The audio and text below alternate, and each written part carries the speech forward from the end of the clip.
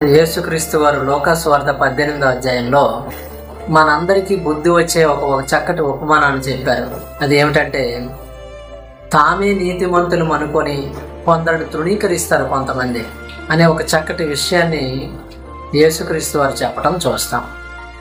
ప్రార్థన చేయడానికి ఇద్దరు మనుషులు వచ్చారని వారినిద్దరిని తీసుకొని ప్రార్థన చేయడానికి ఇద్దరు మనుషులు రావటం, వారిలో ఒకడు పరిసయ్యుడు ఒకడు సుంకరిగా చూస్తాం. పరిసయ్యుడు తను హెచ్చించుకుంటాడు, సుంకరి తను తగ్గించుకుంటాడు. పరిసయ్యుడు డంబపు మాటలు పలుకుతూ తనకు తాను సర్టిఫై చేసుకుంటాడు, కానీ సుంకరి మాత్రం అలా చేయడు. నేను పాపిని అని తను తగ్గించుకుంటాడు. కానీ వీరిద్దరిలో ఎవరు నీతిమంతులుగా తీర్చబడ్డారంటే, తను తగ్గించుకున్న సుంకరి మాత్రం నీతిమంతులుగా తీర్చబడ్డాడు. ఎందుకంటే తాను పాపినని గ్రహించాడు. కానీ పరిసయ్యుడు మాత్రం తాను పాపినని గ్రహించలేదు.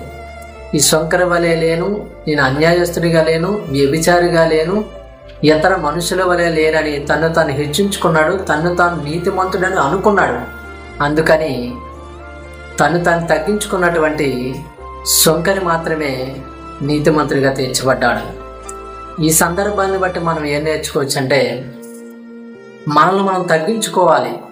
మనం దేవుని దగ్గరకు వెళ్ళేటప్పుడు మనల్ని మనం తగ్గించుకొని, మనం పాపులము, మనం పాపిమని గ్రహించి మనల్ని మనం తగ్గించుకుంటేనే మనం నీతిమంతులుగా తీర్చబడతాము.